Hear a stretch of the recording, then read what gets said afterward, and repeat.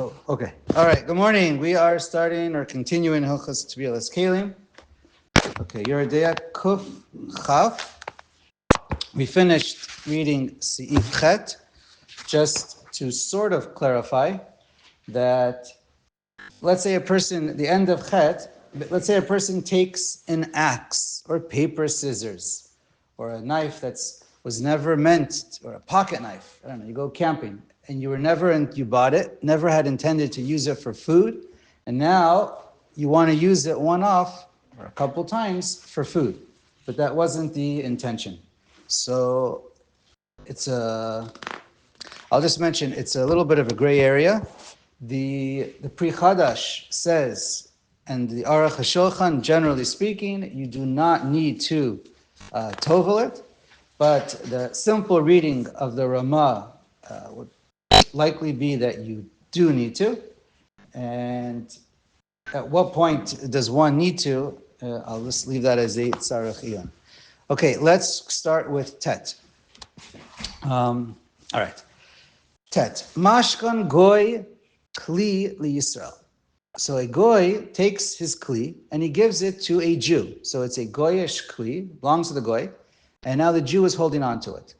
A Jewish pawn shop. Like a Jewish pawn shop type of thing. So it depends. Im niret b'da'at hagoy shirotze l'shok'o biyado. If it looks like the goy leaves it with the Jew, and he's going to leave it there forever. Let's say he's planning to do business, la'olam va'ed, and he plans on leaving that as collateral forever, and he'll just keep on borrowing money whenever he needs, and he's never plans on taking it back. So then, ta'un tevila. Then one needs to do tevila. Ve'im lav yad bilenu v'lo bracha. But if you're not sure and you're going to use it in the meantime, then you do have to tovel it, but without a bracha. And the reason is because it's a safek l'chomra, because we're on the assumption that Tevilas Keilim is a din de'araisa by at least the 6 klei matechet. So that's the assumption. And that's why one needs to be tovel it. If it's just a mashkon and you don't know what's going to be with it, so it still belongs to the goy, but for the purposes of tvila, it's a safek, and therefore one has to be tovel it. V'im, one second. Yikna kli achar v'itbilenu imo. Or, like any time you have a safek and we say you need to do tvila, the best thing to do is tovel it with something else, if you have something else that needs a bracha, because we don't want to lose out on the bracha if the tvila is necessary. But if there is nothing else to take with it, then of course you just take it without. Isn't the legal status of this item belonging to the guy? Or it does belong to the Jew also? So that's the question. That's exactly the question. On what level is it? Does it belong to the Jew for kinyanim? Obviously, it's not. There's certain responsibility. That's more of an issue for choshen mishpat, but for our issues, it's deemed a safek. Okay.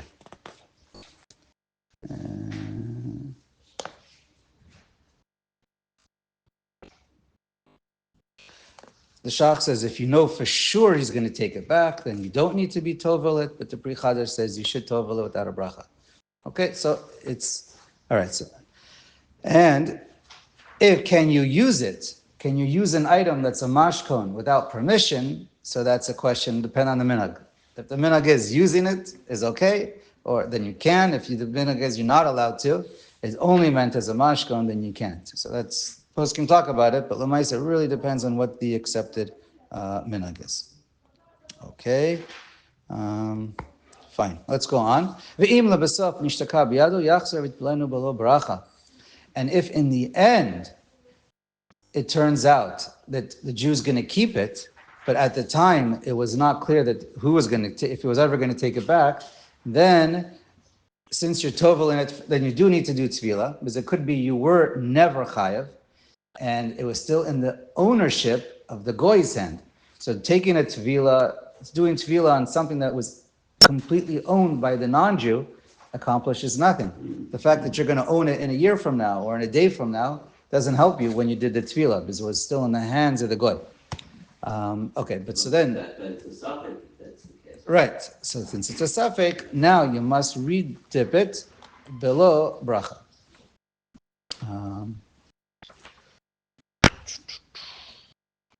All right, maybe by glass. If you look at the Pischei Tshuva, maybe not because glass is derabanan. But okay, let's keep going. Shach points out, but if you have to pay extra for it, then it's clear that you do need to because it wasn't you made a proper purchase afterwards. Okay, whatever. Let's go on to Yud. Yisrael shenatan kesef leuman goy lasat lo mimenu kli eno tzarich tefila. So the Shulchan Aruch writes, let's say a Jew, you own the raw material. I don't know, you own the silver and you bring it to a craftsman or whatever. You have something that's not completely, or it's broken. Right now it doesn't have a din of a kli. It's all your material. You pay the guy to fix it for you or to make it for you. So the halacha is, since all the material is yours, it does not need tevila. Okay, that's not considered owned by a goy. V'yesh cholkin. The Rama writes, but some disagree and hold because the making it a kli, the shvach of the kli, that has a certain kinyan or ownership to the non-Jew, and therefore, according to that opinion, it needs tevila. Okay, so he writes, "V'yesh latovlo below bracha." So therefore, it's better, and one should tovel it without a bracha. Rama continues. Now, what if part of the raw material belongs to the Jew, to the non-Jew? So then, tzarich tevila. So then, for sure, it's going to need tevila. And the Shach says with a bracha. Okay. V'chein uman Yisrael she'asa kli l'goy. Now, what if the craftsman who was making it is the Jew, and he's making a kli for a goy? V'kano mimenu, and then he buys it from him afterwards. Yet bilenu, then he needs to tovel it. Gam kein below bracha, but also not with the bracha. Imagoy natan kol matechot. If all the material is owned by the non-Jew. But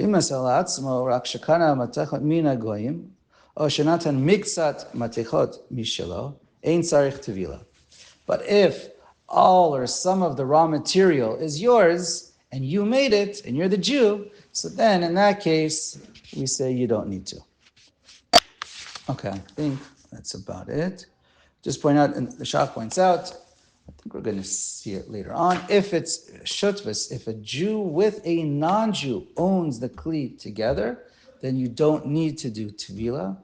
It won't help. So the halacha is you don't need to. We don't say you can't use the dish. You say since it's still owned partially by the goy, therefore you don't. It doesn't help to do tevila. It's still in the hand of the tuma, and therefore it's not chayav yet.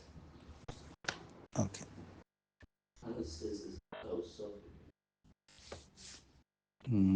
So show me afterwards on which issue. It summarizes Okay. Okay. All right. So Yeshayan for Mikzat case. Okay. Yud Aleph. Yisrael Shemachar Kli Lagoy. If a Jew sells a Kli to a Goy, V'chazar v'lacho mimenu, tzarich tevila.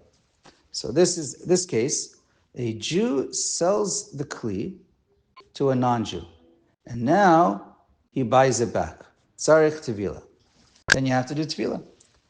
Aval imash chano biyado v'chazar upidao mimenu ein tzarich tevila. But if you only borrow it from him, or you lent it to him, the Jew always owned it, and then you give it as a mashkan to the goy, and then you get it back, right? You return your item, you get it back. So then there's no need to do tevila. Okay.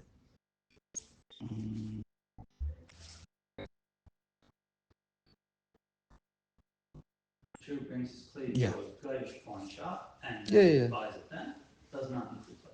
Okay. Fine. Let's go on. Haga Yisrael v'goy shekano kli b'shutvas. Now here it is. Jew and a non-Jew, they own a kli b'shutvas. Ein sarich tevila. You don't have to do tevila, and you're allowed to eat with it. Yisrael sheganavo gazlo mimeno kela v'uchserulo ein sarich tevila. Now, Why not? if a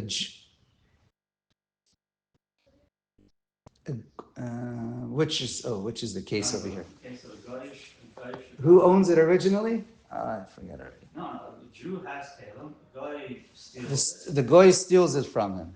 So now he returns it. Right, exactly. Ein sarich tevila. You don't have to do tevila because be'etzim, the item, still belongs to the Jew. Just because somebody took it, that doesn't change the ownership, and it's yours. Unless you have Yeush. If you don't have... Right. For another Jew, but Yehush doesn't work for a guy? Well, the assumption is, in this case, you don't have Yeush. And so therefore, it's still yours, and when he gives it back to you, he may have stolen it, but it wasn't his. It was always yours, and therefore it was always in biyad of the Jew. Aval, Sar o Moshel she'ansa Yisrael, v'lach lo kelav. But let's say you had someone from the government, and I don't know, maybe the mafia, whatever it is, and then you for sure have Yeush. You don't expect to get it back. But then he gives it back to him. So then, Srichin Tevila de Kavar Nishtaku Biyad Goy. Because you had Yeush, and it was already, and it was in the shame of it was considered the Goy's already. Keilim for Pesach, what's the match? What's the sentence? The Shach does point out, it's a question. It could be, if a regular Ganav takes it, then, I don't know, he's not the government, he'll be embarrassed to announce that he stole it from you, and therefore it doesn't exactly have the same shame of being owned by the Goy, because he keeps it a secret, and it may not need Tevila. So we'll just leave that as a suffix. Maybe one should tovel it if you had Yeush without a bracha. Tzarachion. Okay. Let's go to Yud Bet. Oh, so just mention, very good. Make sure when you sell your chametz on Pesach, you don't sell your Keilim. Very important. The Rav who makes the Kinyan should know perhaps he should sell. It's better to rent out the space where the chametz is. It might help with one of the Kinyanim, but you're not allowed. But definitely do not sell the Keilim themselves. Just the place, rent the area. Okay. Otherwise, we'll just leave it as a shaila what to do b'diavad. I think many are makel b'diavad. If you had such a rav, you did not have intention to give it to make him a shaliach to sell your kelim, but ask your rav what to do. Hopefully, he didn't do that. Okay, let's go on. Let's see. Yud bet. Tzarich lahatbil yedei hakli. One has to immerse the entire kli, including all parts of it. Maybe at the end, we'll just have a few interesting cases or details of different aspects of halacha, such as what do you do it with electric appliances. So we'll save it for later. But the entire kli needs to be tovelt. I don't know if we're going to have the case. So I'll just mention over here that the entire kli has to be toveld. Now, I know many times when you go to the mikveh, you will find a basket, and there'll be or a crate to put your dishes in, so that they don't fall down all the way to the bottom, or you can do many all at once, as long as they're not tightly packed to each other, or they get you shake it a drop, or you put them in one by one. The water will be in between them, and that's not a problem. Just because it's even though the kli itself is, as long as it's porous and water can go through, it's for sure not a problem, not a chatzitza, no issues. a crate. Crate is not expensive. Right. There's no issues because the water is all connected. It's a chibur in the lashon of mikvos, and therefore there's no problem. There's no chatzitza. We're gonna talk about that. However, I'll just mention if it's a kli within a kli where there's no holes whatsoever. So if you want to put it into a porous cloth bag where the water flows through, also no problem. But if it's going to be a kli where it's completely sealed and no water can get through, except through, let's say, through the top, obviously water has to touch the entire kli that you're dipping. So we'll get that into Reish and Siman Reish Aleph. Again, this is not usually done, but as long as the opening is kishfoferet hanod, you can twist your two fingers around. Basically, it's 3.8 centimeters big, and it's always going to be like that. How are you going to get your kli inside? But anyways, generally speaking, it's never an issue. But as long as it's 3.8 centimeters or chazanish, it's 5, then you have no problem. So it's never an issue, really. Okay, let's go to your Gimel. Tzarich la'aver chaludam kodem tevila. So if you have any rust that bothers you, any stickiness from a sticker that bothers you, that must be removed before you do tevila. Can't have a chatzitza. V'im lo ha'avir, let's say you didn't remove it. So then it depends. Im makpid alav chotzetz. If that bothers you, and when you go home, you're going to make sure you get rid of it, so then that is a chatzitza. V'im shifshef v'natan b'gechalim v'nishar adayin ma'at shel chaluda shelo yachol la'avor al yedei kach havei mi'uto she'eno makpid alav ve'eno chatzitz. But let's say you have some rust, you have some stickiness that you can't remove, and you don't care about it, and you're going to leave it there because it doesn't come off. So then it's not a chatzitza. This applies to a label? Yeah. It applies to a label. If you're going to leave the label there or the stickiness on there forever, and you don't care what happens to it, if it stays or comes off, it's not a chatzitza. But if you do care, I think most of us care most of the time. Maybe it depends if it's on the bottom. But if you don't care, then it's not a problem. If you do care, it's important to take it off beforehand. And then you have these labels on the crystal and things like that are non-removable. They're supposed to be there. There's some that's you want it there. Sometimes peanut butter can really help protect. Okay, yeah. Peanut butter, WD-40. Yeah. Anything with some kind of a lubricant can get it off really easily. Okay.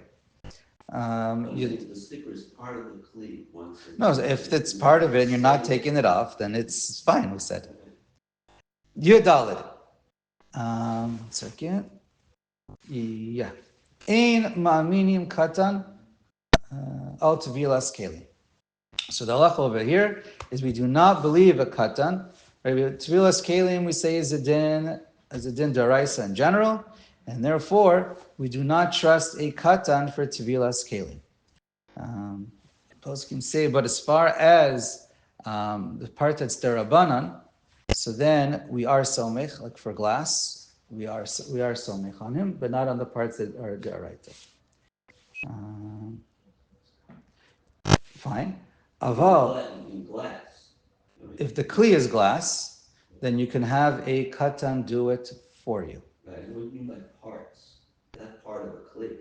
You mean? I'm not sure what I said then. I apologize. If it's a kli, okay. Aval, if it's chayav deraisa or derabanan, that's the difference about trusting a katan. Aval, im tavlo lifnei gadol have tevila. And if you're a tovelet in front of a gadol, in other words, a katan can do it himself. The ikar reason is because when you're doing tevila for keilim, you do not need kavana. If it falls in there, we mentioned this, if it just falls in there, you're yotze, you don't have to do it again. Even if you are an opinion that holds you need to have kavana, so then the assumption is the Ramah is talking about you told the katan to have kavana to do tevilas keilim. And generally the katan does have kavana, otherwise he wouldn't be there. But anyways, so if a katan does it, it works, except you need to have a gadol watching just to make sure he knows the halachas, or just to make sure that, because you can't trust him that he did it. Okay. Right. So it's Rabbi Kiveger says about glass, you're allowed to, and others. There's a question about sending a shliach, Rabbi Kiveger says, if the katan doesn't need it for himself, is not going to use it, so then he says, It's a problem as far as his ne'amanas. But okay. What else did I need to say?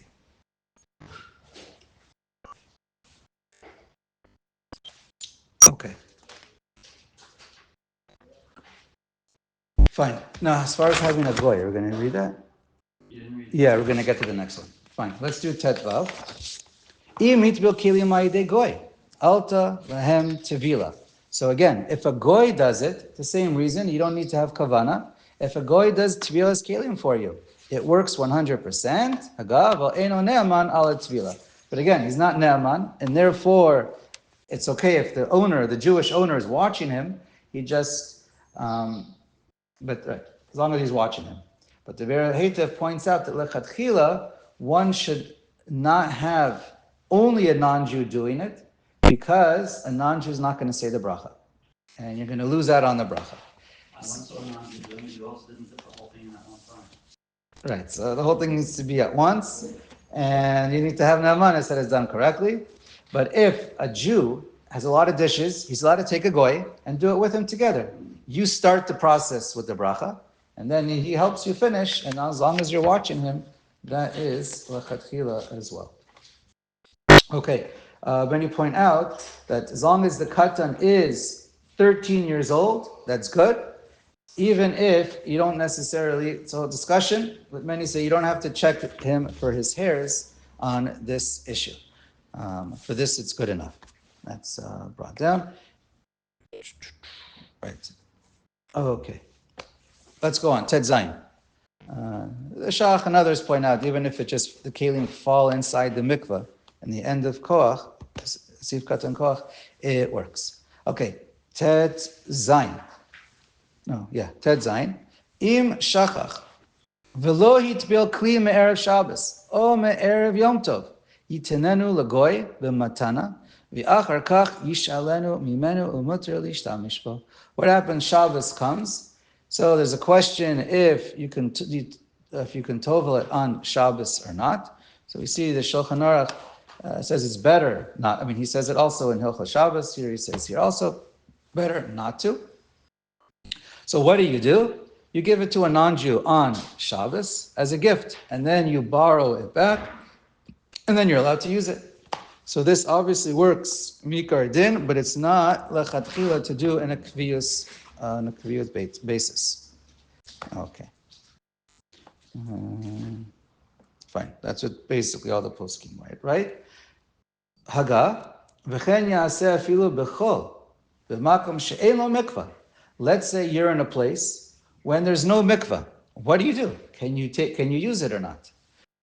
So he says you are. So then lachatchila, in the case of bishat adchak, then you are allowed to give it to a non-Jew. Let's say you're on vacation and you have no place to tovel your mikvah. Just give it to a goy and on a temporary basis, and that's fine. The Avnei Nezel is quoted. Again, I don't know if everyone. I don't know if most agree or disagree. But he says if you're ever stuck in a situation and there's nowhere to do tefillah, you are allowed to use it yourself in the meantime. So it's a whole chakira. Do you say it's mamash aser to do tefillah, to use your dish until you dip it, and it's aser, let's say at least a rabbanan to use it, or is it just it's a mitzvah to do tefillah? And you don't want to lose out on the mitzvah. But if you're in a situation where there's no way to do the mitzvah, so then he writes, you're allowed to, and we're going to see some further applications. The Ramak finishes, Ve'im avar v'ishtamesh b'kli b'lo tvila, lo ne'asar mash nishtamesh bo v'itpelenu od. So the Ramah writes, this is a very famous principle, any time that food was used on such a dish, was cooked, it was cold, it makes no difference. Anytime you have a kli that needs to be in a mikvah and you didn't use it and it wasn't toveled, so then the halacha is go ahead and the food is kosher, but you still have to tovel it 100% the next time. I'm going to save a bunch of short topics for later, and I'll just share with you one thing real quick. So we're speaking about a non-Jew. So what about the din of a mumar, Machal Shabbos, Befer Hesya, or a Karai, doesn't keep Torah Shabbat Peh, only keeps Torah Shabbat Peh? Can such if a person, um, if the dishes were never taken from a goy, and it was always in the hands of a Jew, but it was in the hands of this type of a Jew, someone who's mumar Chal Shabbos, or he does tshuva, does he need to do, or do you need to do Tevilas Keilim on his dishes? So the Avnei Nezer says one needs to do Tevila, but most of the poskim say he's 100% Jewish. There's many chumras attached onto him, but at the end of the day, Kiddush of Kiddushin, he's still a Jew, and therefore one does not need to. And this is Halacha L'Maisa, quoted by the Chazam Sofer, Mishnah Halachos, and Yabia Omer, that it does not need. What's sometimes what comes up is, let's say you have a ger, someone who converts. One last case I'll mention, and then we'll stop. Let's say a convert converts with olive, and he has a bunch of dishes in his kitchen. So obviously he has to kosher them, but right, hagala, whatever is needed. But what about, does he have to do tevilas kelim on all of his dishes that he's been owning for years, and now he's so Pashtus most would probably assume maybe one needs to. Before he was a goy, and now he's a Jew. So happens to be a machlokas. He did Tefillah while he was a guy? No. He never did tevilas kelim, Never and he was a goy, a mamish goy betuma like any goy, and now he went to the mikveh.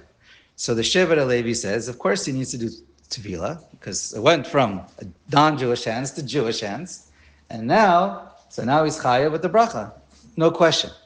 However, here the Marshag, the Avnei Nezer, and the Minchas Asher in this case say he does not need to. There's numerous reasons given, and it's because it has no comparison to Klei Midyan. Klei Midyan is it was taken straight from the hands of a goy into the hands of a Jew without this funny process, and so therefore it's a chiddush this case, and therefore it's not the same type of a case, and one would not be chayav. One of the studying to help understand that is, did the Jews have to be tovel their own dishes after Matan Torah? So we never see anywhere in Chazal that Jews had to be tovel their own dishes. So it's the same concept. And so therefore they say it's mutter. The Minchas Asher also says, it doesn't mention anywhere in the poskim that a ger needs to be tovel his dishes. So he uses that as a svara to say, therefore probably not.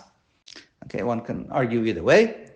And also there's an opinion, I don't think it's la halacha, that says Keilim that are hefker don't need.